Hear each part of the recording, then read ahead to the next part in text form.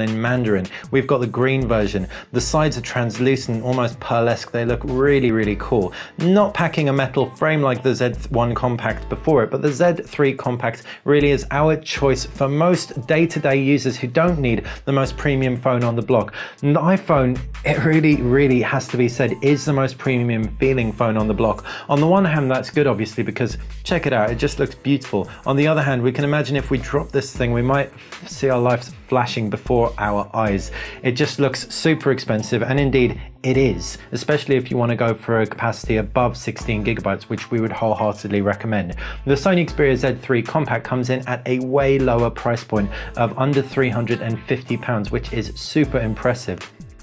If we take a look at the designs of both though, we can start off by pulling the Z3 Compact closer into frame. You can see on the right hand side you've got that power button, volume rocker, and that really nice translucent material we were talking about. You've also got a two-stage camera button. Now this is a really nice element actually. So if we just like press the button, we can take a picture very quickly without even having to think about finding the application on the screen, etc. You can see at the base you've got stereo microphones. This is a bottom mic, lanyard connector, left hand side, pull out the flap to reveal a nano SIM card slot and a magnetic connector for charging. If we open up the top flap, micro USB connector.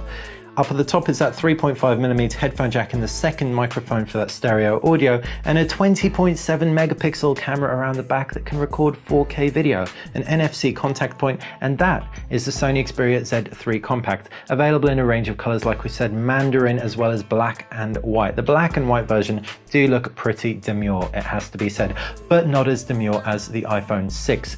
We didn't mention quickly, you've also got stereo front-facing speakers on the Xperia Z3 Compact. You've got a front-facing camera, an in-call microphone, and a home button on the iPhone 6. That home button, it doubles up as a fingerprint scanner. Not just a fingerprint scanner, double tap it, and it will pull down your whole UI a little bit so that you can handle it with one hand very easily. Quite a nice touch. Right hand side, power button. You've also got a nano SIM card slot, base, lightning connector, loudspeaker, 3.5mm headphone jack, and volume controls, as well as a toggle. No buttons or connections up at the top, but on the reverse, that Apple insignia, 8 megapixel rear facing camera, and a True Tone LED flash. One warm, one cool to improve white balance. And indeed, if you've seen our iPhone 5S versus Xperia Z3 camera comparison, the white balance from that True Tone flash is stupendous.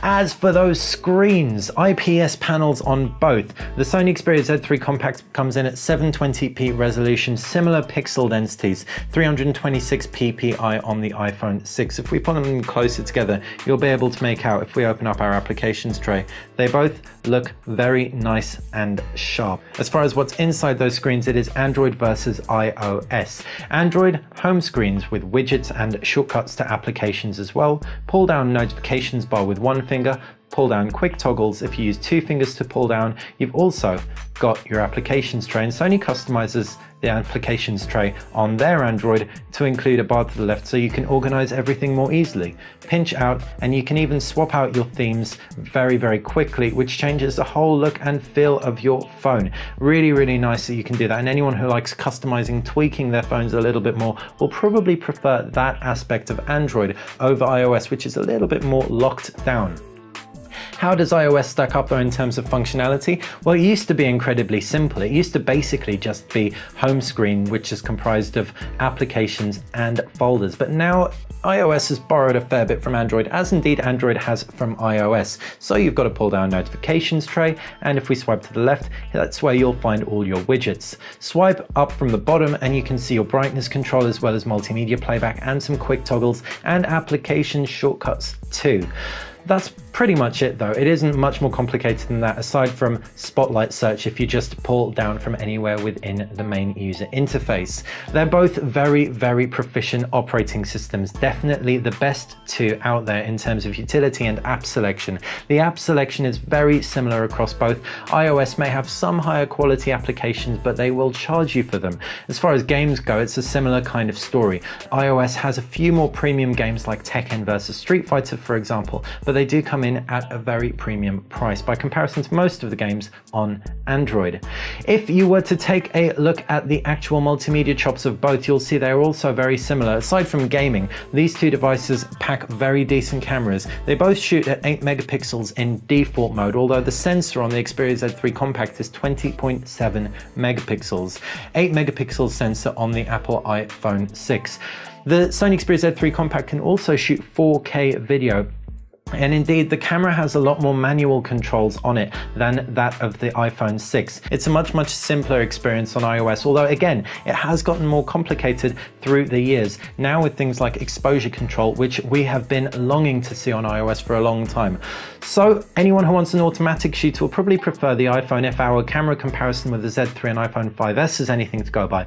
Though we can't guarantee that the iPhone 6 will be as good as the 5S, we're just guessing it will. The Sony Xperia Z3 Compact will be the choice for anyone who likes to tinker a little bit more and anyone who needs that 4K video. Other multimedia really will hinge on the internal storage of these things, and we mentioned the Xperia Z3 Compact is a fair bit cheaper. It also only comes in one memory capacity option, 16 gigabytes. This iPhone 6 is available with 16 gigabytes, 64 gigabytes, or 128 gigabytes as well. Now they're going to be paying a premium for that. The 128 gigabyte version will really set you back around 2 of the Xperia Z3 Compacts. But having said that, if the Xperia Z3 Compact is being bought as primarily as a gaming device, then you may be left without any room after you install 3 or 4 1 or 2 gigabyte games.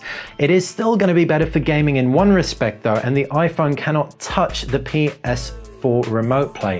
Open up the PlayStation app, this will launch a little later this year, and you can stream from your PlayStation 4 directly to your Sony Xperia Z3 Compact wherever you are, so long as both your PS4 and Sony Xperia Z3 Compact has Wi-Fi connection. Truly stupendous, and admittedly not the biggest screen for it, but with those speakers doubling up as stereo front-facing speakers from the DualShock controller, it's a very respectable ad hoc solution.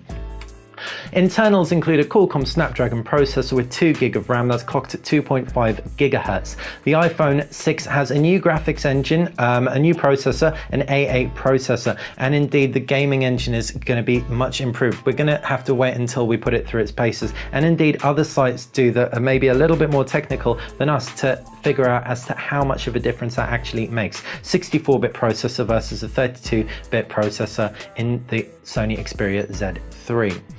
Wi-Fi, Bluetooth, LTE. You've also got obviously NFC on both of these devices, a nice new addition to the iPhone range. So all in all, these two are very premium phones in pocketable form factors at very different prices as well. Make sure you check out our hands-on video if you want to see the